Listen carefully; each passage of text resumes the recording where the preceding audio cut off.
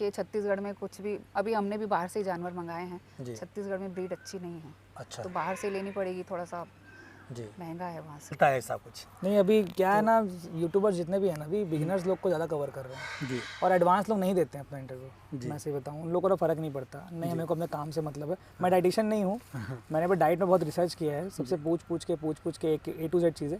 बस ये है कि आप जितना हो सके ना दवाइयों पे फोकस करिए। अच्छा।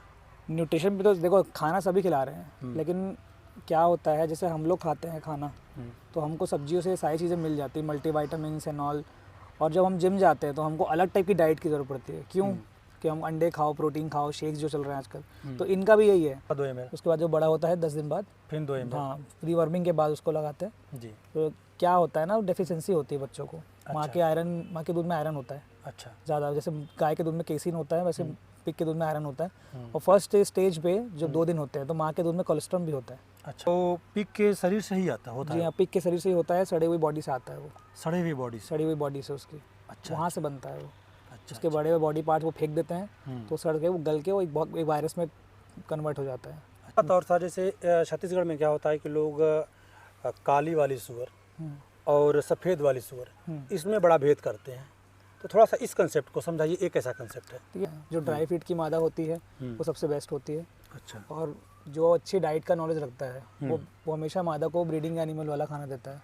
एक बार हमको बहुत जल्दी मांस प्रोड्यूस करना है, तो हमको अगर ज़्यादा जल्दी मांस प्रोड्यूस करना है तो हमको अच्छे सप्लीमेंट्स देने पड़ेंगे। अच्छा।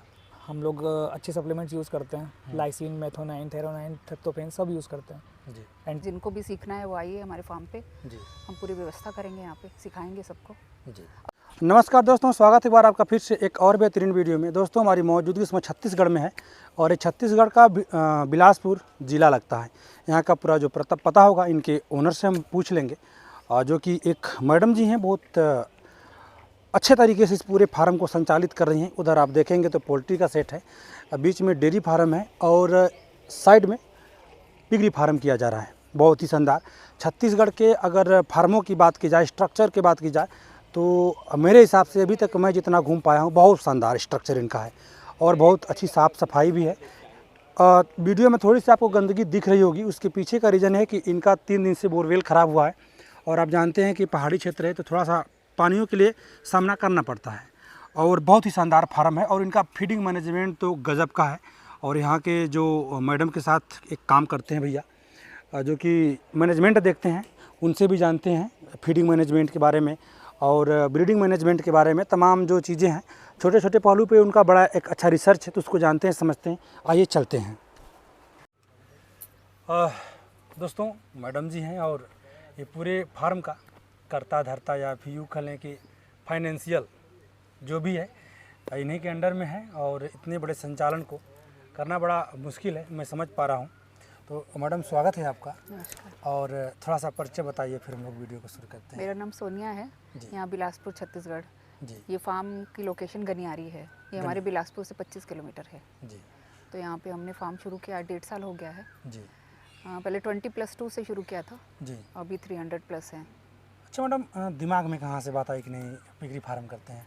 आपके पास तो वैसे भी पैसा था, आप संपन्न थी, फिर दिमाग में ऐसी बातें? ऐसे था कि कुछ करना है, जैसे बच्चे तो बड़े हो गए तो घर में बहुत बिल्कुल फ्री टाइम था मेरे पास। अच्छा। और YouTube में देखा, इसके वीडियो देखे पिग फार्मिंग के, तो थोड़ा सा सोचा कि करके देखते हैं, तो किया तो अच्छा लगा। अच्छा मैडम, दिमाग में ये बात नहीं आई कि लोग क्या कहेंगे? क्योंकि इसमें तो सबसे बड़ी बात होती है कि लोग क्या कहेंगे। नहीं, लोगों का काम कहना है जी। वो हमेशा कहेंगे, आप कुछ करके दिखा दोगे तो अपने आप चुप कर जाएंगे। अच्छा, क्योंकि आपके पास ऑलरेडी सब कुछ था जो चाहिए, फिर उसके बाद पिगरी फार्म करना और लोगों को फेस करना या फिर ये सोच लाना कि नहीं हमको सूअर पालन करना है, यही बहुत बड़ी बात हो जाती है। आपका 2 यूनिट से शुरू हुआ था, 10+2 से। कौन सी ब्रीड थी मैडम? Large white, landrace. अच्छा। मतलब प्योर नहीं, F1 ब्रीड थी। TND। इसमें सबसे बड़ी बात ये होती है कि ट्रेनिंग कितना ज़रूरी है और आप ट्रेनिंग कहाँ से की थी या फिर नहीं की थी? ट्रेनिंग तो बहुत ज़रूरी है, ट्रेनिंग हमने की थी। हाँ। पहले एक जगह ट्रेनिंग की, थियोरेटिकल थी। अच्छा। लेकिन उसमें हमको इतना समझ में नहीं आया। फिर अच्छा। प्रैक्टिकल ट्रेनिंग भी की है हमने। ट्रेनिंग हम अभी तक करते हैं क्योंकि जितना ज्ञान मिले कम है। अभी तक हम जाते हैं। अच्छा मैडम, लोग तो कहते हैं कि ट्रेनिंग की क्या ज़रूरत है, रखना तो सूअर पालना ही है, करते करते सीख लेंगे। नहीं, ट्रेनिंग के बिना कोई भी शुरू नहीं करे, मैं ये कहना चाहती हूँ। ट्रेनिंग कीजिए, प्रैक्टिकल ट्रेनिंग कीजिए। जी। कि कागजी ज्ञान से कुछ नहीं होता, जब तक आप खुद वहाँ खड़े होकर करोगे नहीं तब तक समझ नहीं आता। अच्छा, आप पूरी तरह से कई ट्रेनिंगों के बाद ट्रेंड है, फिर भी ट्रेनिंग लेते रहते तब भी लेते, ट्रेन कोई भी नहीं होगा। हाँ। कुछ ना कुछ नया नया इसमें आते रहता है, तो हमें अभी वो भी सीखना है। ये पूरा एरिया जो होगा मैडम, कितना क्षेत्रफल होगा इस पूरे एरिया का? एकड़ में 12 एकड़ है। 12 एकड़ में पूरा फार्म फैला हुआ है। हाँ, अभी ये छोटा बना हुआ है, एक और हम अभी दूसरा बना रहे हैं यूनिट। अच्छा। उसमें हम सिंगल मादा को रखेंगे, सबके लिए सिंगल बनेगा। अच्छा, अगर मैडम मोटा मोटा अगर थोड़ा सा आइडिया लिया जाए तो इस पूरे फार्म पे अभी तक कितना खर्च हो गया होगा? खर्च का तो नहीं पता है मुझे। इन्वेस्टमेंट पूछ लें कितना हो गया होगा? कुछ करोड़, 2 करोड़, 3 करोड़ इस टाइप का? नहीं सर, एक के अंदर ही है। एक के अंदर ही है। अगर ये बिलासपुर से कहीं बाहर होता, क्योंकि यहाँ पे थोड़ा सा ज़मीन भी सस्ती है। हमने सस्ते में ज़मीन ली थी। सस्ते में अगर बाहर होता तो कम से कम 3 करोड़ प्लस जाता, क्योंकि आपका कंस्ट्रक्शन पे भी बहुत ज़्यादा पैसा खर्चा हुआ। कंस्ट्रक्शन में इसलिए इतना ज़्यादा लगाया कि कल को अगर पहला ये सोच था कि कल को नहीं भी चलेगा तो ये लोहा वोहा सब काम आ जाएगा। अच्छा। उसको हम किसी और यूज़ में ले लेंगे। अच्छा, इस वाले जो कंस्ट्रक्शन पे कितना खर्च हुआ होगा पिगरी फार्म वाले पे? वो टोटल बता रही हूँ ना, 40 के अंदर हमारा सब 40 के हुआ अंदर। है। फिर भी बहुत शानदार है मैडम, जी। बहुत शानदार। सर जैसे जो लोग इस वजह से नहीं आ रहे हैं पिग फार्म में, क्योंकि लोग क्या कहेंगे, उनके लिए आप क्या कहना चाहेंगे? क्योंकि लोगों के डर से नहीं, अगर आपको काम, पहले तो आप काम सीखिए। हम्म, सीखने से पहले आप मत आइए इसमें, पहले आप ट्रेनिंग लीजिए। मैं बार बार यही बोल रही हूँ, प्रैक्टिकल ट्रेनिंग लीजिए। अच्छा। उसी पे जोर दे रही हूँ, प्रैक्टिकल ट्रेनिंग लो, उसके बाद आप शुरू करो। बहुत अच्छा काम है, अच्छा स्कोप है, अच्छा 40% का मार्जिन भी है 40%। अगर आप अच्छे से करोगे उसको। अच्छा मैडम, और टाइम देना पड़ता है। अच्छा। हम भी सुबह से आके शाम तक रहते हैं, वर्कर हैं, लेकिन हम खुद हमें देखना पड़ता है। अच्छा। जी।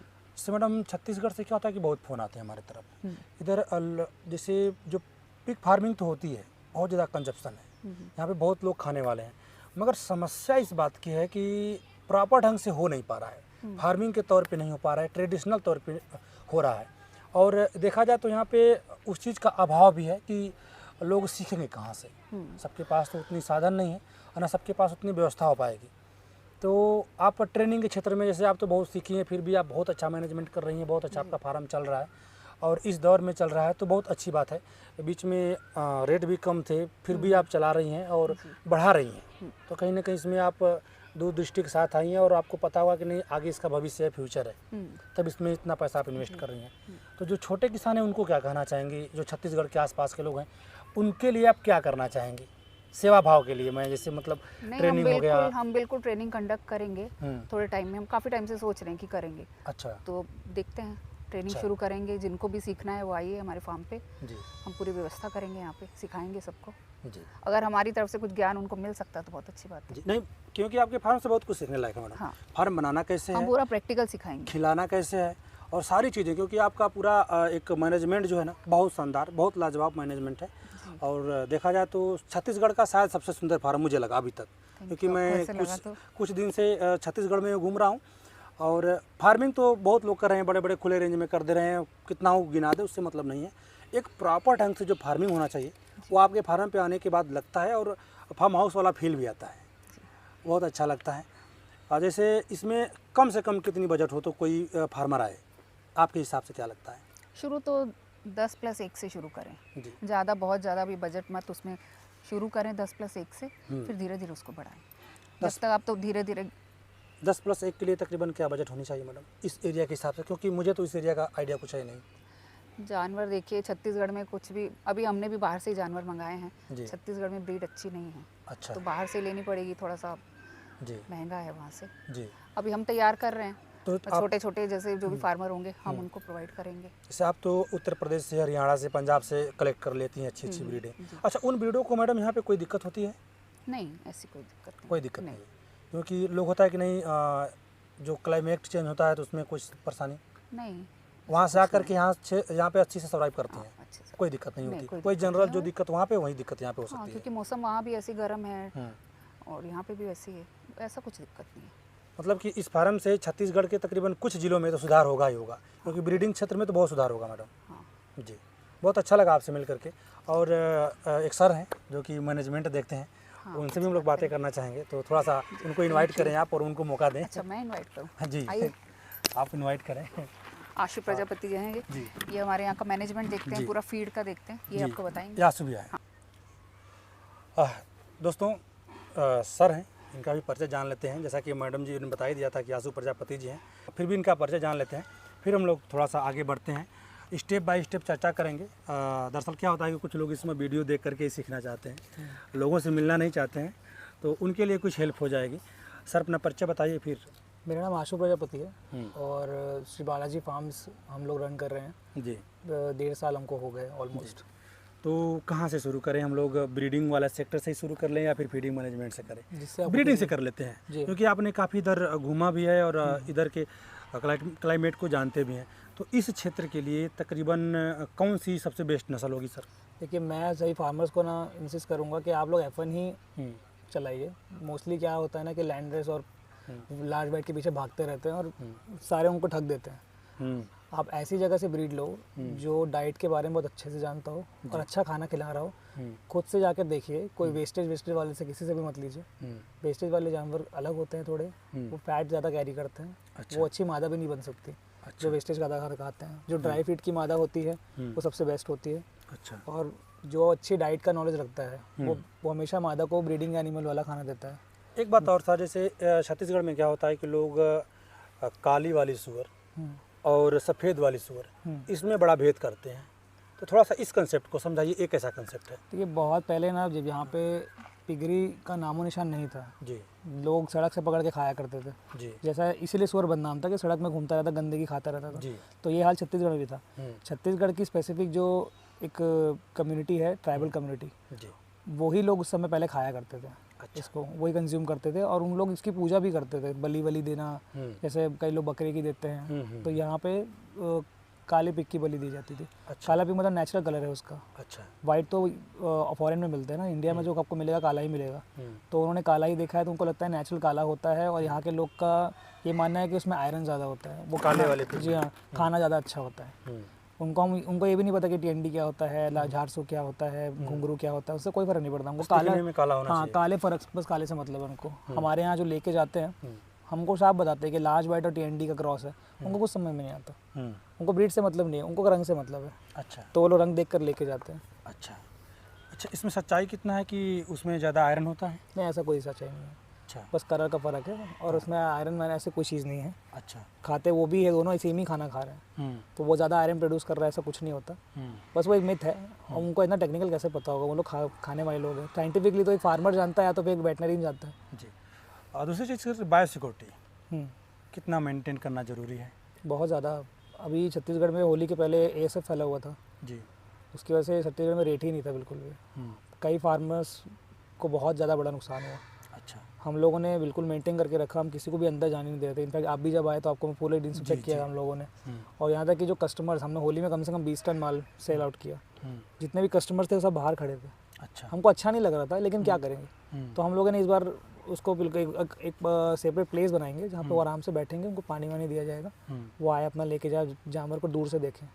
तो ऐसा हम लोग एक सिस्टम बना रहे हैं यहाँ पे। किसी को भी अपने फार्म में नहीं घुसने देना चाहिए आपको, और ज़रूरत भी नहीं है घुसाने देने की। जिसको लेना है आप जानवर को बाहर ले आओ, वो ज़्यादा अच्छा है। बहुत बड़ा रिस्क है वो, और इसको डिसइंफेक्ट करके ही आप अपने प्रीमाइसेस में आने दो। फार्म के अंदर तो दूर की बात है। और दूसरी चीज़ ये है कि सर कुछ दवाएं, जब चर्चा हो रही थी तो आप बता रहे थे कि कुछ दवाएं हैं जिनको बैक्टीरिया हैं यूज टू हो गए हैं। जी। तो पोटेशियम परमाग्नेट जो होता है ना लाल आजकल, दवा। हाँ, लाल दवा इतना असर नहीं करती है। अच्छा। जी हाँ, आपको थोड़ा हाई लेवल पे जाना पड़ेगा, वो ASF को नहीं मिटा सकती। अच्छा। ASF का बैक्टीरिया और जो बड़े बड़े हार्म बैक्टीरिया होते हैं ना, उस लाल दवाई पे इतना असर नहीं करती है। जी। आप कॉर्सोलिन यूज़ करिए, वीरबैक कंपनी का, अच्छा। और साथ में विरकॉन यूज़ करिए। जी। वो यूज ज़्यादा करने का तरीका क्या होगा सर? उसको 10 ml 1 लीटर में 5 ml डालना होता है बस। अच्छा। जी हाँ, फार्म के अंदर करेंगे यूज या फार्म बाहर? के अंदर आप जानवर के ऊपर भी डाल सकते हो, जानवर की आँखों को भी कोई प्रॉब्लम नहीं है उसमें।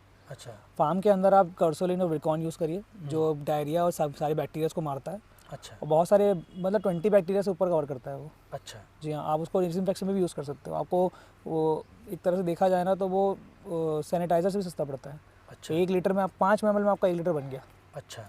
और वो 500 ग्राम आता है। एक तरह से 5 रुपये में आपका 1 लीटर सैनिटाइज़र बन गया एक तरह से। अच्छा। और बाहर आप ना ज़्यादा मतलब आपका प्रेमाइस काफ़ी बड़ा है तो पैसे बचाने के लिए आप उसमें फॉर्मेलिन यूज़ कर सकते हैं बाहर। अच्छा, और आने के टाइम चूना, उसको यूज़ करने का क्या तरीका होता है? फॉर्मेलिन को भी आप नॉर्मली एक लीटर पानी में 40-50 हाँ। ग्राम डालते हैं।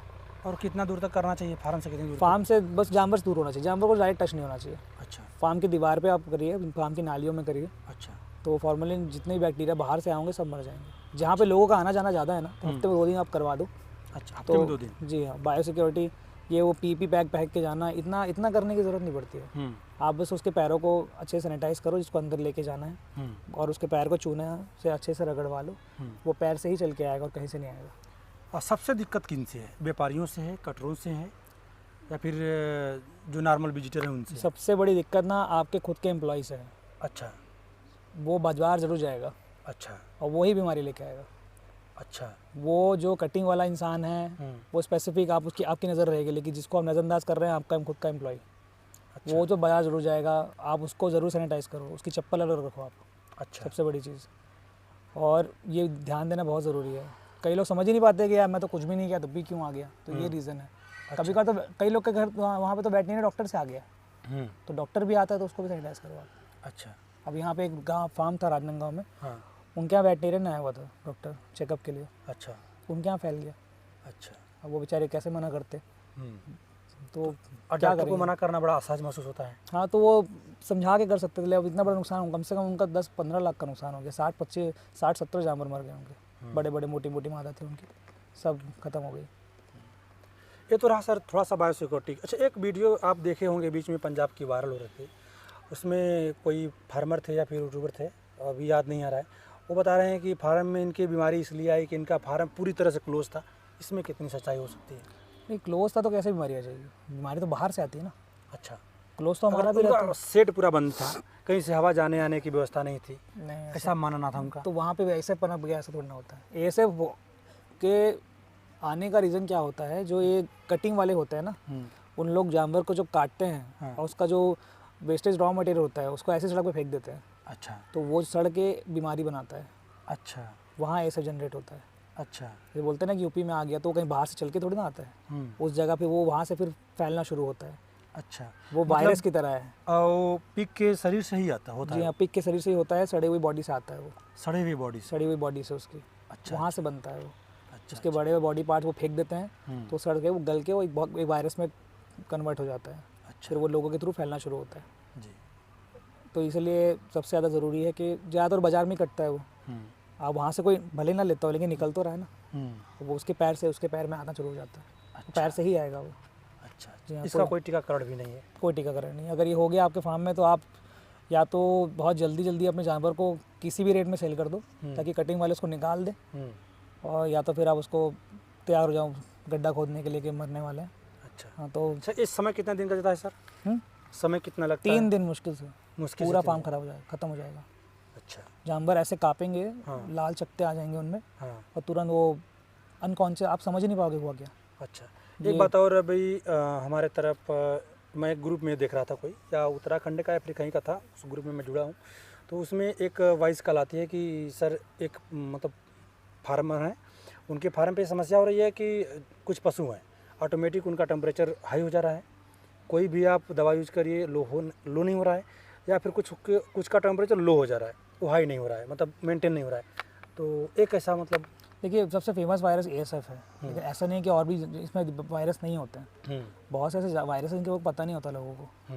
या तो उनके फार्म में कोई वायरस आया होगा, उसको आपको तुरंत वेटरनरी को दिखाना चाहिए था, अपना खुद का दिमाग कभी नहीं लगाना। अच्छा। क्योंकि जितना वेटरनरियन जानते हैं ना, लोगों को लगता है डॉक्टर कुछ नहीं पता, लेकिन डॉक्टर को बहुत कुछ पता है। हाँ।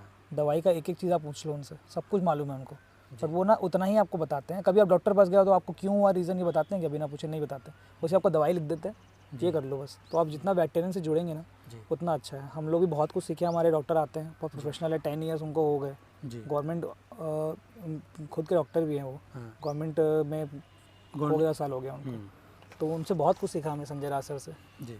तो हम लोग सोचते थे पहले डॉक्टर को इतना नहीं है, चलो ठीक है आप भी तो ट्रेनिंग लिए हो ना, तो वही चीज़ डॉक्टर बताएगा, लेकिन नहीं, वो अलग चीज़ है जी, दोनों में बहुत फ़र्क है। ट्रेनिंग अलग है जी हाँ, डॉक्टर अलग है, प्रैक्टिकल अलग है, जिसका काम उसी को साझे है। आप फार्मर, आप मैनेजमेंट कर सकते हो जी, आप मतलब कि ना चीज़ें प्रोवाइड कर सकते हो पिक को, जी, इलाज प्रोवाइड कर सकते हो, फीड प्रोवाइड कर सकते हो, जी ठीक है। जैसे खाना आप अपने घर से तो नहीं बना सकते, आपको एक प्लान बना के प्रॉपर उसका फीड मिक्स करके आपको देना है। जी। तो वही काम डॉक्टर भी करेगा। आप डॉक्टर को सामने ला के खड़ा करो, अपना काम करेगा। अब स्टेज बाय स्टेज हम लोग मिक्स की बात कर लेते हैं, फीड की बात कर लेते हैं। बच्चा जब जन्म लेता है जी तो उसको कौन कौन से मतलब फीड के स्टेज से गुजारना पड़ता होगा सर? देखिए 10 दिन तो आप उसको पहले अपना जो तीसरे दिन में तो उसका आयरन हो जाता है। जी। पूरे टाइम पे वो 3-6 ml उसको हम्म। कम से कम आयरन लगेगा पूरे इसके वीनिंग स्टेज पे। कितने बच्चे कितने टाइम? 6 ml तक। पहले तीसरे दिन में लगेगा, हाँ। फिर 10वें दिन में लगेगा, फिर 20वें दिन में लगेगा, 2-2 ml करके ऐसा। 2-2 ml? 2-2 ml, 2 ml, 2 ml, 1 ml, और या फिर 6 तक लगा सकते हो मैक्सिमम। उतना काफ़ी इनफ है, 5 भी इनफ है, अच्छा। ज़्यादा नहीं है। अच्छा, जो तीसरे दिन लगाएं उसको 1 ml लगाएं? 2 हाँ, ml? 1 ml लगाते हैं पहले, फिर उसके बाद 2 ml? उसके बाद जो बड़ा होता है 10 दिन बाद, फिर 2 ml? हाँ, प्री वर्मिंग के बाद उसको लगाते हैं। जी। तो क्या होता है ना, डेफिशिएंसी होती है बच्चों को। माँ के दूध में आयरन होता है अच्छा। ज़्यादा, जैसे गाय के दूध में केसिन होता है, वैसे पिग के दूध में आयरन होता है। हम्म। और फर्स्ट स्टेज पे जब 2 दिन होते हैं तो माँ के दूध में कोलेस्ट्रॉल भी होता है। अच्छा। तो कोलेस्ट्रॉल बहुत ज़रूरी है। तो फर्स्ट स्टेज में मादा को दूध बच्चे को ज़रूर पिलाएं, अलग करके ना रखें कि अभी मादा थोड़ी सी कमज़ोर लग रही है तो नहीं। और तुरंत उसका बुखार चेक करें, खाना दें उसको। और अगर खाना खा रही है तो सही है, नहीं खा रही तो तुरंत बुखार है, तुरंत उसको मेलोनेक्स प्लस या फिर जो आपको डॉक्टर की दवाई बोली है बुखार की, जो आप लगाते हैं आपके पिग को सूट करता है, उसको लगाइए। अच्छा। अगर वो खाना नहीं खाएगी तो दूध प्रोड्यूस नहीं करेगी। अच्छा। अच्छा, कुछ मादाओं में देखा जाता है सर कि दूध उतरता ही नहीं है, उतरने से अभिप्राय कि दूध होता ही नहीं उनको, तो उस कंडीशन में फार्मर क्या करे? देखिए उसको कंडीशन में 2-4 मेडिसिन आती हैं। टोनोफॉस्फोरस भी लगा सकते हो आप। अगर दूध नहीं उतार रहा तो कैल्शियम के डोसेस भी होते हैं। और कभी बार ऐसा भी होता है कि दूध उतार रही है, खींचने पे आता नहीं है, हाँ। लेकिन वो होता है दूध उसमें। अच्छा। आपको कब पता चलेगा? पता जब बच्चा ग्रो नहीं करेगा, 3 बाद 4 दिन बाद अगर उसकी बॉडी स्ट्रक्चर चेंज नहीं हो रहा है जी। तो फिर दिक्कत है। अच्छा। तो आप मादा का थन छुइए, थनेला भी होता है मादा को, आपको पता है, मैस्टाइटिस भी होता है जी उसको। जी जी बहुत कम लोग ध्यान देते हैं इस चीज़ पे। जी।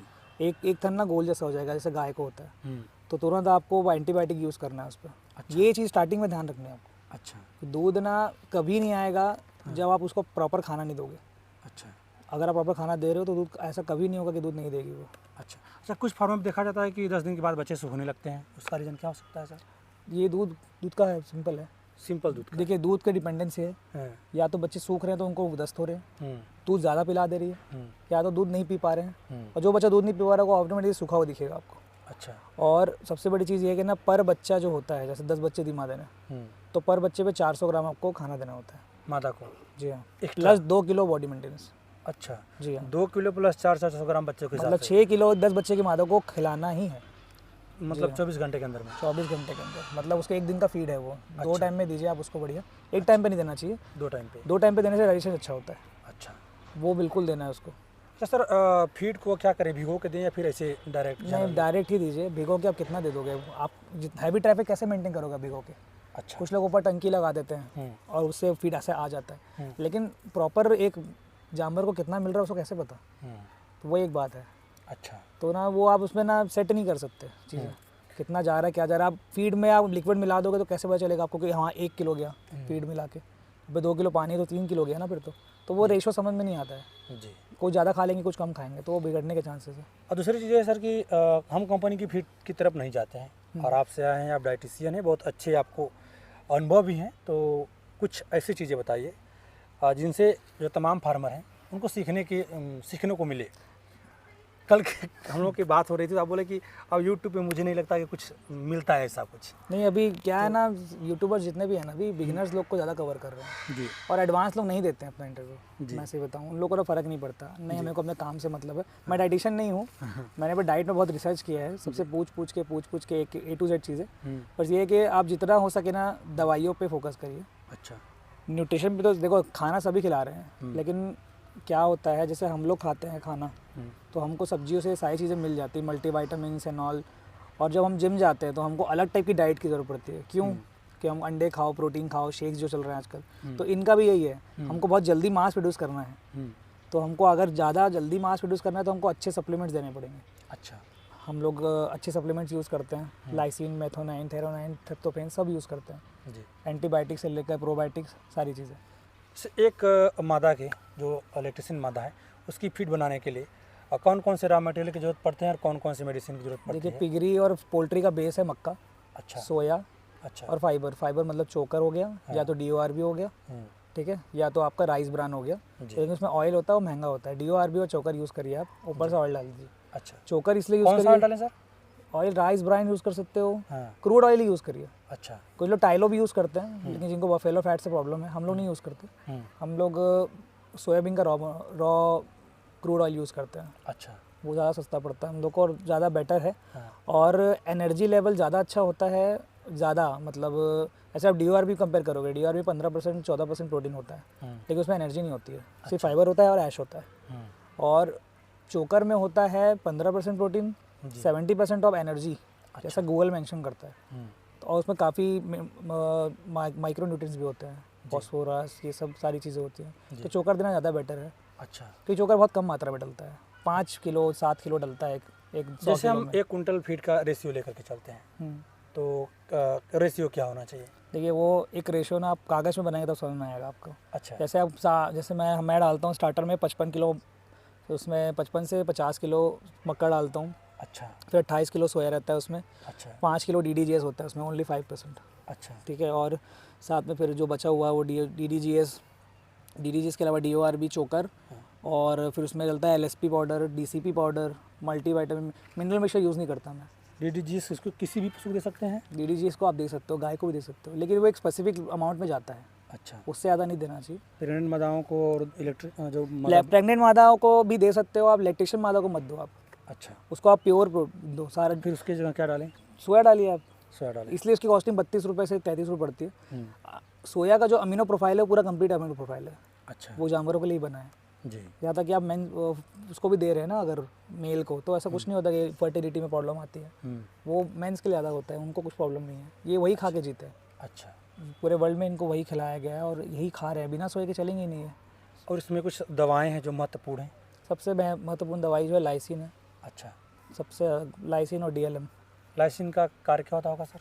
लाइसिन अमीनो एसिड है, अमीनो जी 21 अमीनो एसिड में से एक अमीनो एसिड है वो, हाँ, और उसका काम है मांस को जल्दी प्रोड्यूस करवाना। मांस को प्रोड्यूस, जी हाँ, मांस गेन करवाना, मांस गेनर कह सकते हैं उसको। जी हाँ, मांस गेनर काइंड ऑफ कह सकते हैं। जी, वो हेल्प करता है अमीनो प्रोफाइल कंप्लीट करने में, इसको ज़्यादा लाइसिन की ज़रूरत पड़ती है। अच्छा, यही चीज़ मुर्गी को भी होती है, अच्छा। Same to same. 1 quintal feed में कितना रखें इसको? इसको आप 400 ग्राम से 500 ग्राम रख सकते हैं, अच्छा, ज़्यादा नहीं, अगर अच्छी कंपनी का है तो। अच्छा, जी हाँ, कई लोग इंडिया में बहुत ऐसी कंपनी है जो 40 रुपये में बेचती है और 300 रुपये में भी आता है, इन दोनों में बहुत फ़र्क है। अच्छा, हम 300 वाला लेते हैं अजीनोमोटो कंपनी का, जी, हम लोग बिल्कुल क्वालिटी में कॉम्प्रोमाइज़ नहीं करते, क्योंकि वो चीज़ दिख जाती है ना। अच्छा, ऐसा है कि सिंपल सा बात है कि मतलब आपने डाला और वो जानवर जो 6 महीने बड़ा होना था वो 7.5-8 महीने ले रहा है, तो कुछ कमी रह गई है। डालना कितना है, आधा किलो डालना है, भले कॉस्टिंग पड़ रही है लेकिन वो बचेगा आपका। एक काउंटिंग बिनिंग की बात होती है कि जन्म से? मैं डे 1 से शुरू करता हूँ। अच्छा, जी हाँ, हम लोग 10वें दिन से खाना थोड़ा सा शुरू कर देते हैं, उसके फीडर में डाल देते हैं, वो जाके चुपता रहता है। अच्छा, बस ध्यान रखें कि मादा का खाना वो ना खाए, फीडर इतना बड़ा रखे, मादा हमेशा ऐसे ऐसे करके खाना को नीचे गिराती है, हाँ, तो वो कोशिश करे कि गहरा रखे काफ़ी और अच्छे से खाए वो। अच्छा, तो बच्चा अपना सेपरेटली उसके क्रीपर के अंदर हमने फीडर डाल दिया, वो वहाँ खाते रहती है। और दूध भी पिलाते हैं? दूध हम लोग कभी ऊपर से देते हैं, मिल्क फीडर उसमें। कैसे देते हैं? जैसे हम दवा उसको गर्म पानी में मिला दिए, 100-150 ml 150 ग्राम मिलाते हैं 1 लीटर पानी में और डाल देते हैं थोड़ा सभी सा। बच्चों को? सही बच्चों को देते हैं स्टार्टिंग में, कंपलसरी है? कंपलसरी है बिल्कुल। अच्छा, और जो ज़्यादा ग्रो नहीं कर रहे हैं उनको ज़्यादा देते हैं। अच्छा, और साथ में पिगलेट HP करके प्रोडक्ट आता है, पिगलेट सप्लीमेंट होता है, वो देते हैं हम लोग, 37% प्रोटीन होता है उसमें। तो उसको कैसे देते हैं सर? उसको हम डालते हैं 1 किलो में 50 ग्राम फीड में? फीड में। अच्छा, उसको मतलब मिक्स कर जी देते हाँ हैं? जी हाँ जी हाँ, उसको मिक्स कर ये देते जो सप्लीमेंट है सर सब मतलब पाउडर फॉर्म में होगा? हैं पाउडर फॉर्म में A to Z। A to Z? जी हाँ, मैश अच्छा, लोगों के दिमाग में भी होता है कि नहीं जो लिक्विड फॉर्म में है या फिर नहीं वो अच्छा काम करता है, पाउडर फॉर्म वाला अच्छा काम नहीं नहीं नहीं, करता ऐसा है। कुछ नहीं है। हाँ, आप प्रोबायोटिक्स डालेंगे ना, लिक्विड वाला क्यों है कि उनको लगता है अनाज जो है ना अच्छा फूल जाएगा, तो ज़्यादा अच्छे डाइजेस्ट होगा। हाँ ऐसा भी है, लेकिन कितना आप दोगे, आपका तो पूरा रेशो बिगड़ जाएगा ना। आप अगर 10 किलो खाने में 20 किलो आपने पानी मिला दिया, अब तोलोगे कैसे पानी को, रोज़ इतना पानी डोलोगे आप, कैसे करोगे? तो ये पॉसिबल ही नहीं है। आप रॉ मटेरियल दीजिए, उसमें प्रोबायोटिक्स डालिए, वो और सोडा डालिए, वो खाना बिल्कुल खाना वाला सोडा? खाने वाला सोडा नहीं, एक एनिमल सोडा लगाता है, एनिमल ग्रेड का, टाटा कंपनी का एलेम्बर्ग कुछ ऐसे नाम है उनका, वो आता है। अच्छा, जो मार्केट में खाने वाला सोडा है वो अलग है? वो अलग है, वो ह्यूमंस का अलग है। इसका मीठा सोडा अलग आता है, वो 45 रुपये से 42 रुपये किलो पड़ता है। आज का प्राइस था उसका। टाटा कंपनी का हरा कलर की पैकिंग होती है इसकी। 1 क्विंटल में कितना पड़ता होगा? वो 100 ग्राम ओनली। बस? जी, ज़्यादा नहीं डालते सोडा, अच्छा पेट ख़राब कर सकता है वो। अच्छा। और क्या क्या सप्लीमेंट हैं जो बहुत ज़रूरी है सर? बस वही है, एनर्जी लेवल आप हाई रखिए, उसमें कैलोरीज लेवल हमारा 3900 जाता है। अच्छा। तो हम ऑयल यूज़ करते हैं क्योंकि मोलासिस यूज़ करते हैं, शीरा, तो वो काफ़ी अच्छा है। बस वही है कि ये ये चीज़ें, शीरा कैसे मिलेगा? शीरा आपको किसी भी फीड दुकान में मिल जाएगा। अच्छा पशु आहार वाले शीरा रखते ही हैं। गाय वाला जो खाना बना रहा है वो बिना मोलासिस का खाना नहीं बनाएगा, अच्छा क्योंकि गाय वालों का मेन सोर्स मोलासिस है। वो लोग मोलासिस ज़्यादा डालते हैं, वो लोग 8-9 किलो मोलासिस डालते हैं इसकी कैलोरी बढ़ाने के लिए, गाय सूखे मत बोल के। अच्छा, कौन सा शीरा होता है सर ये जो हाँ, जो पशु गुड़ का जो एक शीरा आता है उससे बनाते हैं लोग। कहीं के उसको छोटा बोलते हैं, वही क्या? मैली वैली नहीं होता है वो, मैली जो बोल रहे हैं ना वो नहीं, वो ना शक्कर से बनता है, अच्छा गन्ने वाले ही देते हैं उसको। अच्छा। मेरे को इतना पता नहीं है ठीक से, लेकिन मैं सही बताऊँ, लेकिन बहुत अच्छा है वो। गर्म होता है, ठंड में तो काफ़ी अच्छा होता है। अच्छा गर्मी में थोड़ा उसकी क्वांटिटी कम कर देनी चाहिए। बहुत अगर फार्म में हीट है तो आपका फार्म अच्छे से बंद है और आपने फॉगर वगैरह लगा के रखा है तो बिल्कुल धड़ल्ले से खिलाइए, जानवर बहुत अच्छे से खाता है चाव से। अच्छा। फाइटनर के लिए भी सेम ही होगा? सेम सबके लिए, सब में डालता हूँ। अच्छा कैलोरी सबकी हाई रखिए ना, फाइटनर को तो और कैलोरी की ज़रूरत पड़ती है। भले आपको ज़्यादा खिला रहे हैं लेकिन आप उस तरह से कैलोरी कम कर दे रहे हैं तो फिर कोई मतलब नहीं हुआ ना। जी।